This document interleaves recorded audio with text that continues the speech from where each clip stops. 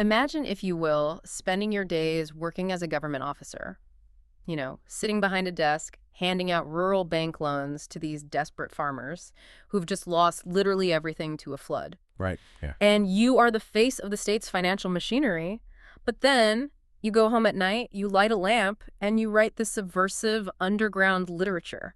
Yeah. Literature that is exposing how the very financial system you work alongside is keeping those exact same people in chains. Exactly. You are living this incredible double life in the floodplains of India. Like, you're auditing the mechanics of oppression by day, and then you're translating that misery into high art by night. It is, it is the ultimate paradox. You are embedded in the institution, but your art is entirely dedicated to tearing down the invisible walls that the institution has built. So welcome to another deep dive. Today's mission is to unpack the life, the literature, and the really enduring legacy of a multifaceted literary titan you might not have actually heard of. His name is Anilchandra Thakur. He lived from 1954 to 2007. And I have to say, the stack of sources we have on him today is just remarkably rich. I mean, we are talking about a man who essentially created a cultural archive of an entire region. Oh, absolutely. And doing it across 4 different languages, too, like Hindi, Maithili, Angika, and English. Yeah, 4 languages. So we are looking at this really fascinating cross-section of materials to understand him today. We have scholarly articles that dissect his sociolinguistic impact. We have ebook forwards from recent digital republications, posthumous literary reviews. Even transcripts of YouTube tributes. Yeah, YouTube tributes, and my personal favorite, we have these digitized scans of an actual handwritten magazine that he edited and published in the early 1990s. Which is just wild. But, you listening might be wondering, why should you care about a regional author from a small village in India? Fair question. Right. But the thing is, Thakur is absolute proof that the most hyper-local stories almost always contain the most universal human truths. Like, if you've ever felt like a tiny cog in a massive societal machine, or if you've ever felt like your voice just doesn't matter against the crushing weight of a bureaucracy, well, Thakur spent his entire life writing about that exact feeling. He really did. I just look at him as a master translator of the human soul. I like that. Yeah. He took the granular, localized pain of a very specific geography and he elevated it. But, to understand why his writing possesses such piercing authenticity, we really have to look at the soil he came from. Right. Let's get into that. So Anilchandra Thakur was born on September 13th, 1954 in Semeli. Which is a village, right? Yeah, a village in the Katihar district of Bihar. And the geography of Katihar is not just some passive backdrop in his work. It is the primary antagonist in the lives of the people there. Let's get into the mud of that, Yeah. literally. Because the sources talk about this being a highly flood-prone region in the Kosi River Basin. And the Kosi is often referred to as the sorrow of Bihar, because of its shifting course and these just devastating floods. So you have a landscape defined by total precarity. Oh, complete precarity. A farmer can do everything right. They plant the perfect crop, they tend to it, and then overnight, the river just swallows their entire livelihood. It's gone. Completely gone. And when you have an environment that volatile, it creates a massive socioeconomic vacuum. The scholars in our sources refer to the resulting societal structure as the sociolinguistic architecture of marginality. Okay, let's unpack this for a second. Because architecture of marginality sounds, a bit academic. Right, it's a mouthful. It is. But think of it like a rigged casino. The architecture isn't just the physical mud huts or the uncaved roads. It's the fact that the geography, like the constant unpredictable flooding, forces these farmers to play a financial game where the house always wins. That's a great way to put it. And the house, in this case, consists of the local power brokers. Yeah, the landlords and the moneylenders. Because when a flood wipes out a crop, the state often just isn't fast enough or efficient enough to save a starving family. They need help immediately. Right. So the farmer has to turn to the local moneylender just to buy seeds for the next season, or honestly, simply to buy rice to survive the week. Wow. And the moneylenders capitalize on this absolute vulnerability. They offer loans at these extortionate, compounding interest rates. This is the shadow feudalism that the sources mention. Because look, India gained formal political independence in 1947. Right. The old zamindari system, which was the colonial era structure where massive landholders collected taxes for the British, that was officially abolished. On a paper. Exactly, on paper. These villagers were supposedly free citizens of a modern democratic republic, but In reality, they were economic hostages. Because think about it, if you can't read the ledger, you can't dispute the debt. Right. The illiteracy of the peasantry was completely weaponized by the moneylenders. They made sure a loan could never truly be paid off. Generations would inherit the debt of a single failed harvest. That is just crushing. And Thakur's family was right in the middle of this. They were. His grandparents, Sadanand Thakur and Sarig Dedi, they actually dedicated their lives to uplifting the downtrodden in this exact brutal environment. So Thakur inherited this really deep intergenerational awareness of the inequity. And he carries that awareness right into his education. He earns his master's degree in Hindi literature in 1982. He does. But, and this is crucial, he doesn't retreat into some academic tower to write abstract poetry. He actually takes a job as an officer in the Kosi Regional Rural Bank. Which is such a massive pivot. Okay, yeah, let's unpack this, because on the surface, this feels like a huge conflict of interest. It really does. Like, how does someone working within the state's financial machinery, a banker, manage to critique rural economics without compromising his position? I mean, isn't he part of the very system of capital that is crushing these people? You know, it seems completely contradictory until you look at the specific mandate of India's regional rural banks. Oh, okay. They were established precisely to be the antidote to those predatory moneylenders. Oh, I see. Yeah. The state recognized that the big commercial banks were basically ignoring the rural poor, leaving them entirely to the wolves. So the rural banks were set up to provide regulated, fair credit to small and marginal farmers and agricultural laborers and artisans. Okay, so Thakur wasn't enforcing the exploitative system. He was essentially manning the lifeboats. Exactly. He is sitting across the desk from a man whose fields are literally underwater, and he's offering him a state-sanctioned lifeline. That's incredible. And in doing so, he gained this profound sociological vantage point. I mean, he saw the exact mathematics of their misery. Because he's looking at their actual numbers. Right.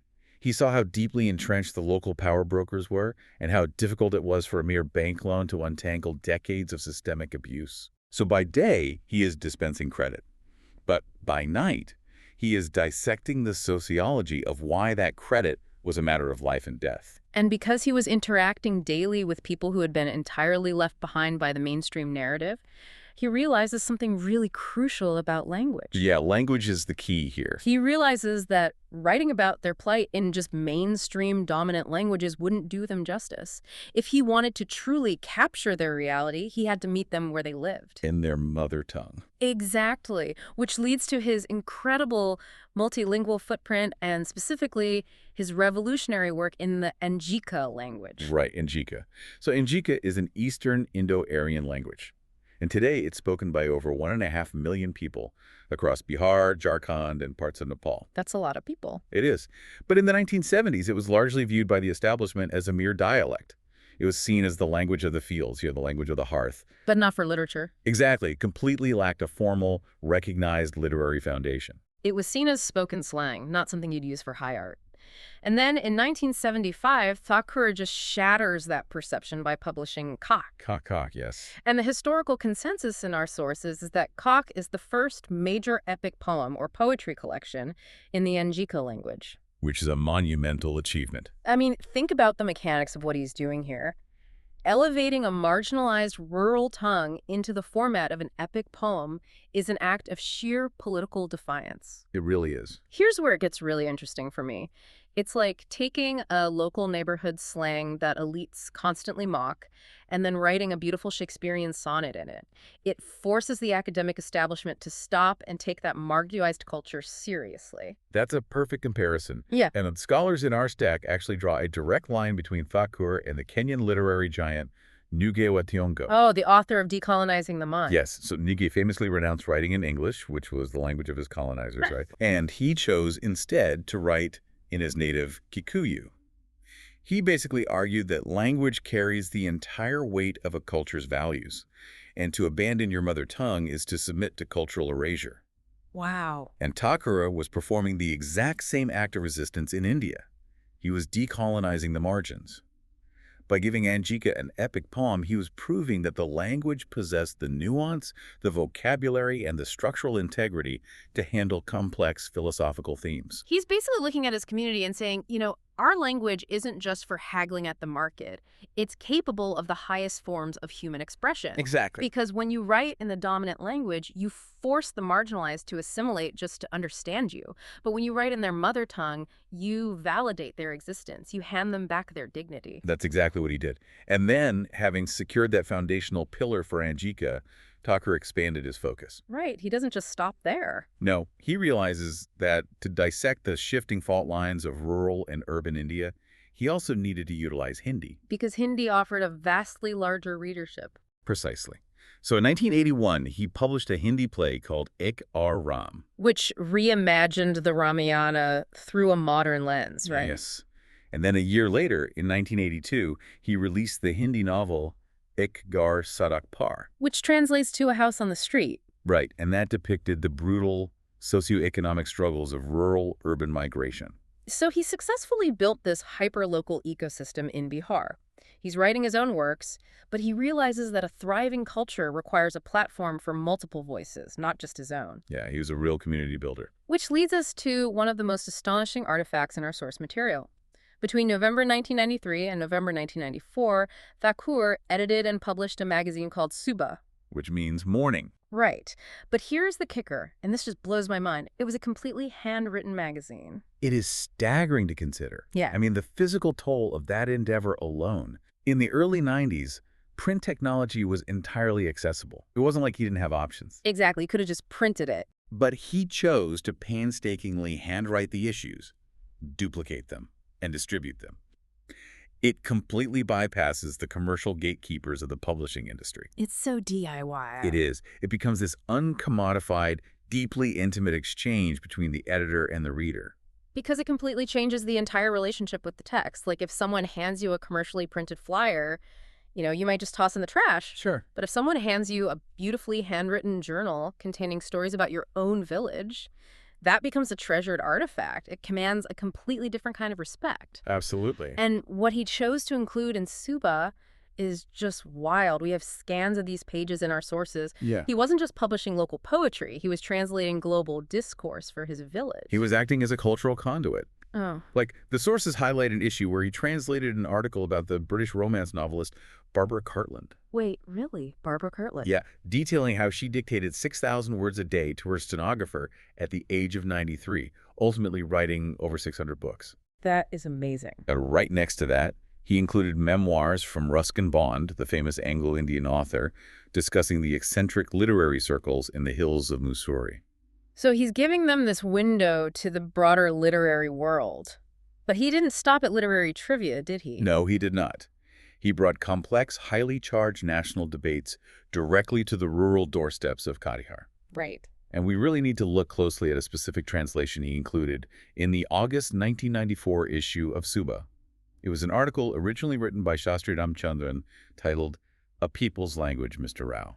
Okay, just to pause here for you listening, we are going to examine the contents of this translated article because it is a really vital part of the historical archive we are analyzing. Very important, yes. The article discusses the intensely politically charged history of Hindi and Urdu in India, and we are neutrally reporting on the contents of this archive as a reflection of Thakur's editorial curation.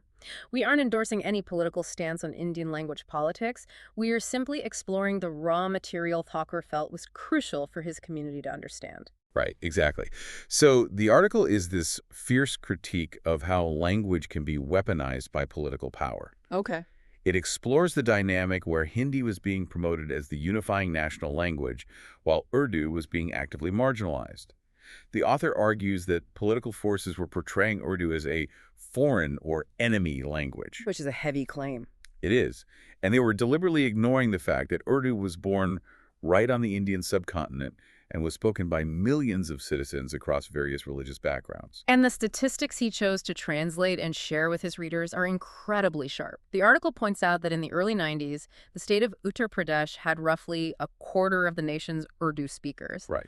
Yet it possessed virtually no state-funded Urdu medium primary schools. Meanwhile, a state like Maharashtra had over 2,000. It's a massive disparity. It really is. And the underlying argument of the piece is that language policy was being used as a proxy for cultural dominance and the deliberate erasure of a minority identity. And, the fact that Thakur painstakingly translated this dense, socio-political essay by hand for a rural magazine, it speaks volumes about his respect for his readers. He didn't think it would be over their heads. No, he completely refused to patronize them. He believed that a farmer in Somali deserved to understand the macro-political engineering happening at the national level, just as much as they deserved to read about global authors. He was intellectually nourishing his community. That is just phenomenal. And alongside these heavy political essays, Suba also featured deeply resonant local fiction. Yes, it did. Our sources provide a detailed summary of a story featured in the magazine called Vizeta, written by Vinodan Anuvar. Which means the victor. Right. And it is a crushing, multi-generational saga that perfectly encapsulates the themes Thakur championed. Do you want to break down the plot? Yeah, let's do it. It centers on a rural family, starting with the parents, Shraddha and her husband, Shankar. And initially, Shankar is a deeply flawed, abusive figure. Yeah, he projects his own failures entirely onto Shraddha. But as the immense burden of raising 5 children in poverty sets in, the friction sort of softens into this shared, desperate endurance. They channel every single ounce of their remaining hope into their eldest son, Sunil. It's the ultimate gamble of the rural working class. Exactly.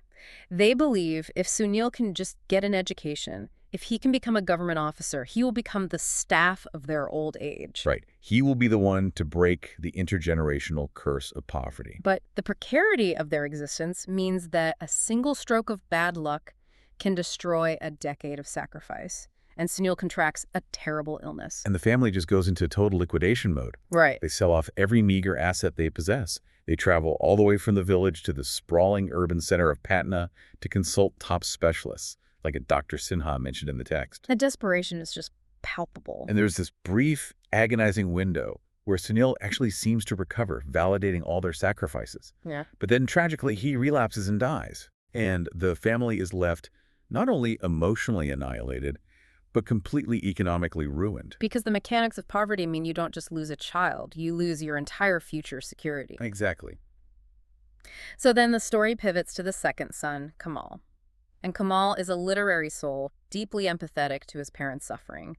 He basically promises his shattered mother he will never abandon them. Right. He steps up.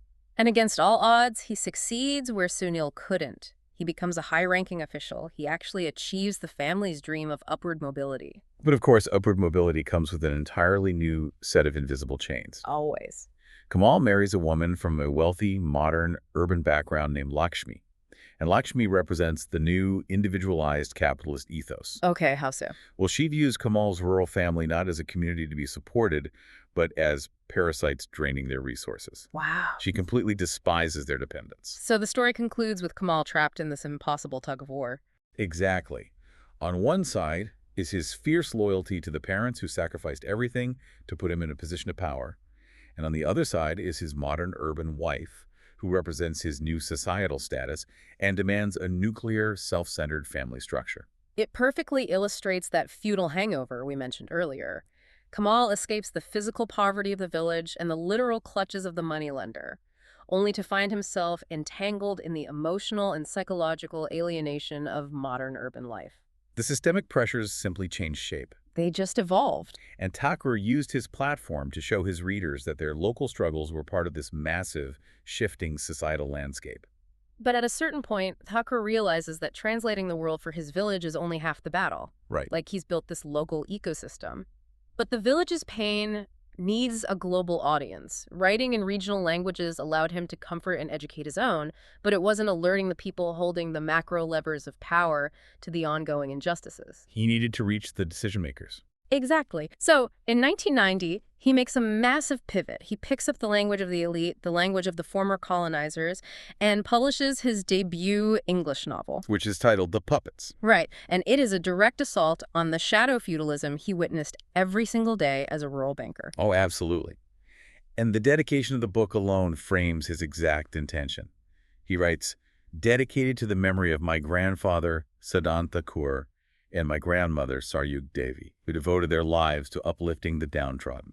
See, that isn't just a sweet family tribute, it is a declaration of war. It really is. He's telling the English-speaking literary establishment, like, this book is not mere entertainment. It is the continuation of a multi-generational fight for survival. And the narrative of The Puppets explores the mechanics of this fight, just perfectly. Yeah, break down the plot for us. So the protagonist is Hakim Sahib.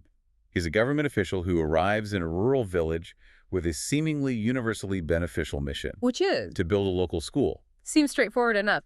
Right. You would assume the entire village would rally behind him. Instead, he hits a wall of fierce, organized resistance.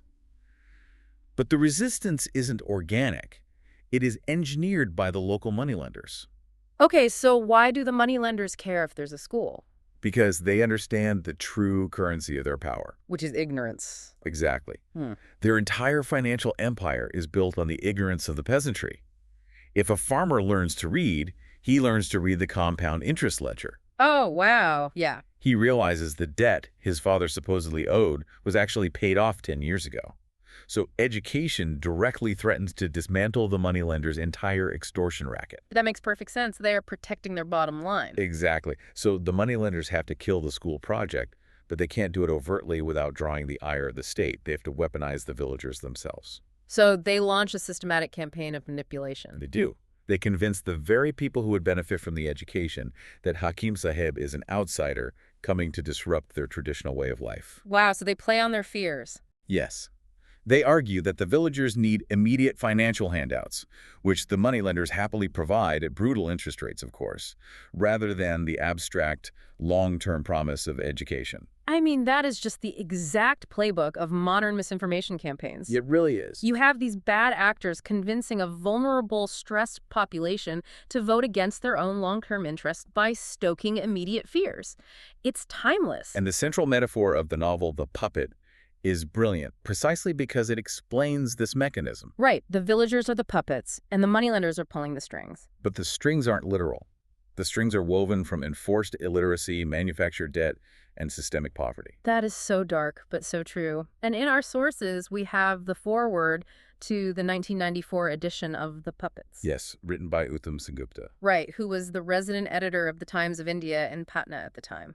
Sengupta points out how striking it is that Thakur wrote about the people he intimately understood. He really knew them. He notes that the novel exposes how the meek and mute, even a half-century after India's independence, were destined to face exploitation by local landlords and moneylenders, the real leeches of society. But Thakur doesn't leave the reader without hope, right? No, he doesn't. In the novel, the younger generation, represented by characters like Holly, they begin to rise in defiance. They begin to see the strings for what they are. They wake up to it. Exactly.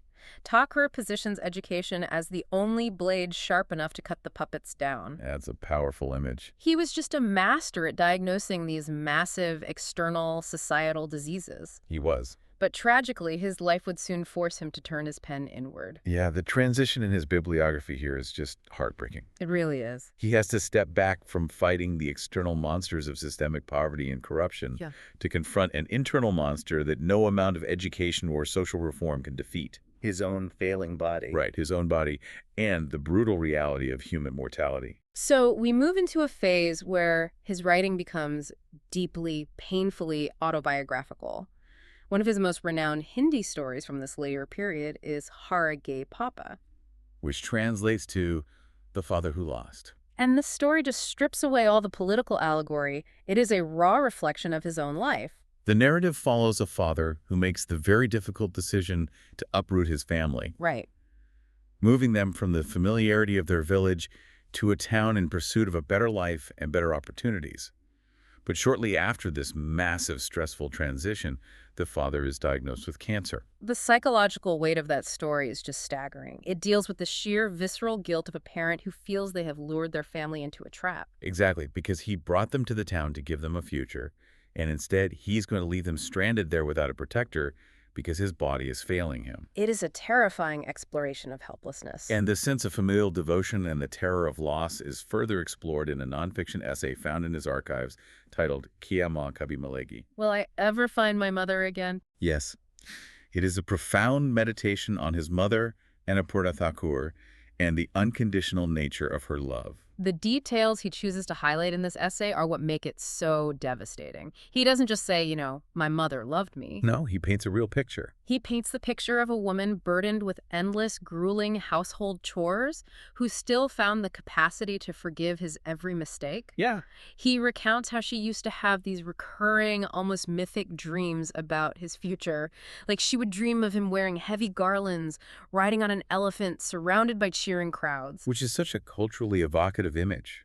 It represents the ultimate rural fantasy of triumphant success and societal validation. Right. She had this absolute, unshakable conviction that her son was going to be a big man. She wanted the world to recognize the value she knew her son possessed. And then Thakur contrasts that grand mythic expectation with a memory of profound grounding humility. Oh, this memory. This just stopped me in my tracks when I read it. It's beautiful. He recounts a time when he had newly secured his post as a bank officer, and he is stationed near the Bangladesh border in a highly remote area completely surrounded by the Mahananda River. Right. And it's the festival of Kali Puja and Dhanteras. For those who might not know, Dhanteras is an auspicious time when it's customary to buy metal, usually gold, silver, or at least new utensils, to bring prosperity to the home. And his mother makes the difficult journey to visit him in this remote posting. Right. She takes some meager savings, coins tied tightly in the corner of her sari. She unties them and hands the money to him. She insists he go to the market and buy something to honor the festival. Now, picture Thakur. He's this newly minted intellectual, a bank officer, but he's struggling on a tiny, limited salary. Yeah, he doesn't have much. He goes to the local village fair completely out of his depth. He doesn't have the money for anything grand, so he approaches a local brass smith and buys a single, simple brass spoon. Just a brass. Right. He brings it back, probably feeling a sense of inadequacy, feeling like he hasn't lived up to the elephant in Garland's dream.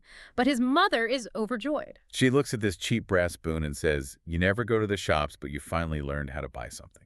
The emotional resonance there is incredible. It just highlights the vast chasm between his internal anxieties about providing and her pure, uncomplicated joy in his simple act of participation. It's such a pure moment.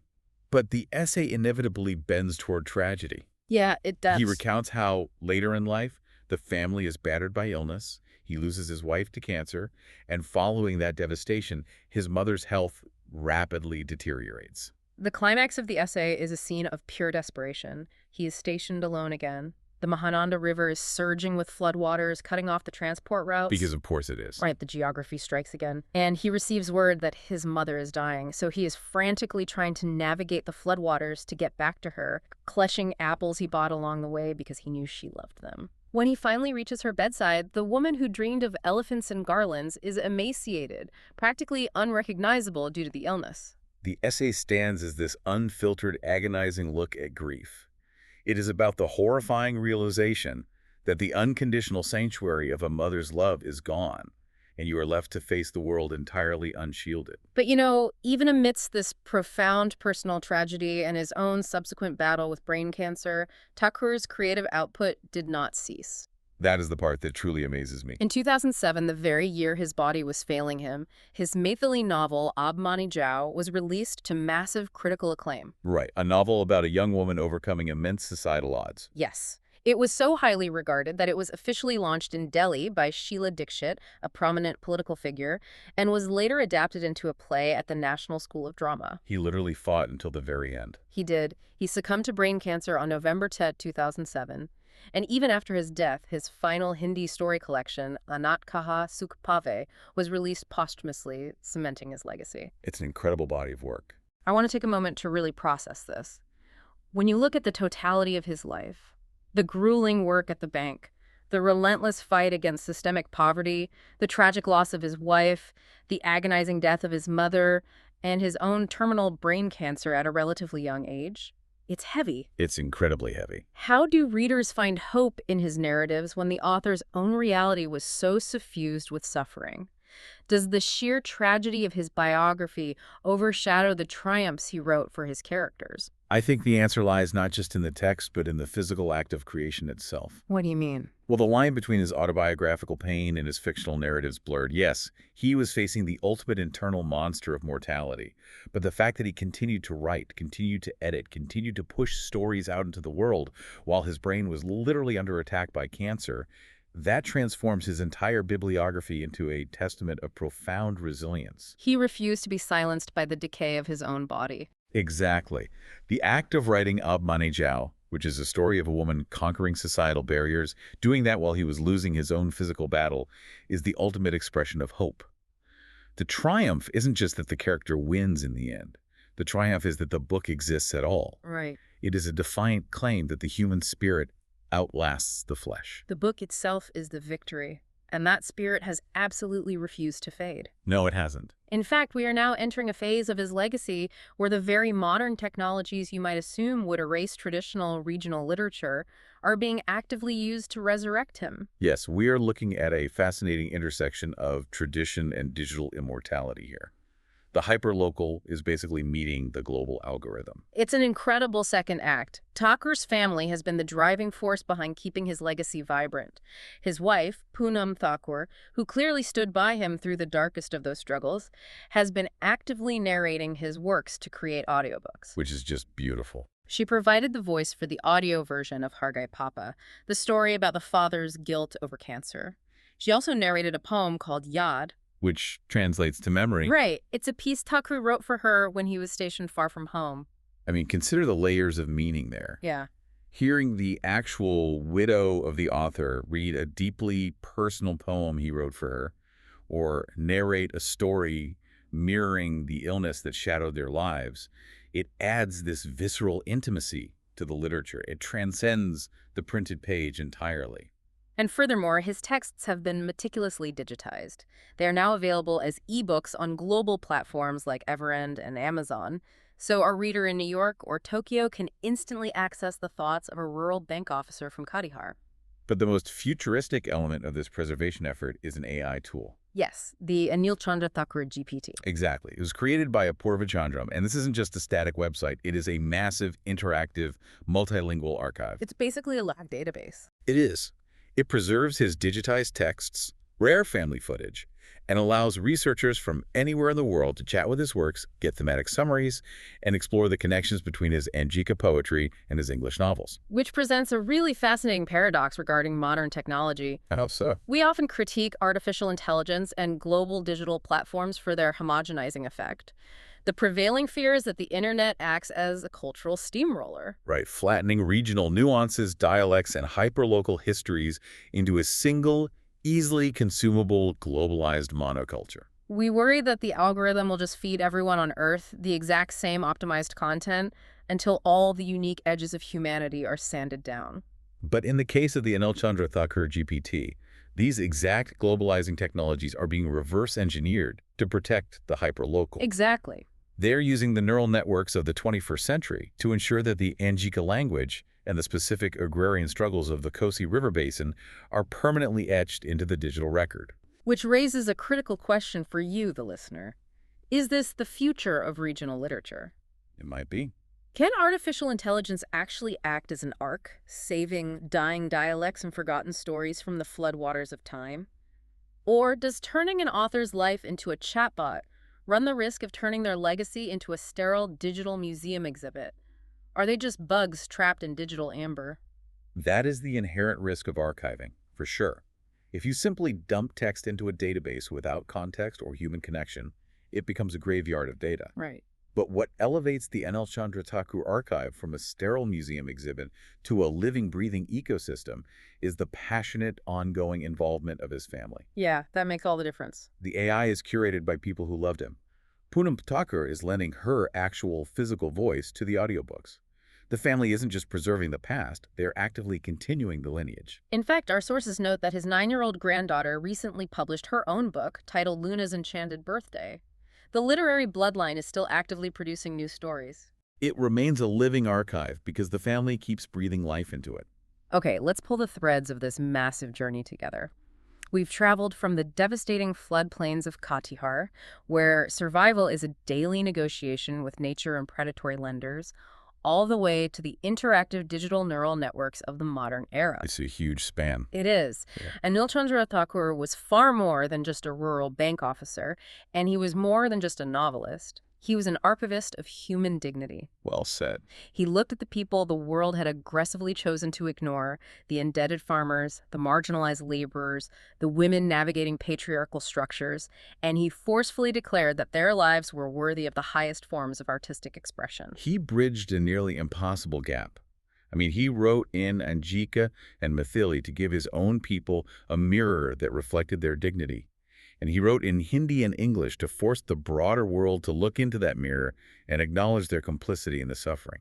His life stands as a powerful testament to the fact that you do not need to be standing in the center of a global metropolis to alter the cultural landscape. No, you don't. You don't need to be born on one of those bold stars on the map. You simply need to look at the people immediately around you with profound empathy, understand the mechanics of their struggles, and possess the courage to document their truth. As we close this deep dive, I want to leave you with a final thought to mull over, one that expands on the work Thakur dedicated his life to. Let's hear it. We live in an age where there's a relentless push for global reach. We are constantly trying to find universal languages and universally relatable content. But Thakur's fierce defense of regional dialects forces us to ask a difficult question. Which is? When a localized regional dialect finally dies out, what unique human emotion, what highly specific, irreplaceable way of seeing the world dies along with it? By constantly chasing a homogenized universal language, are we severing our deepest roots just to climb higher into a canopy where everyone sounds exactly the same? It makes you wonder, if we allow those capillary veins on the map to dry up, eventually the whole heart just stops beating. Thanks for joining us on this deep dive.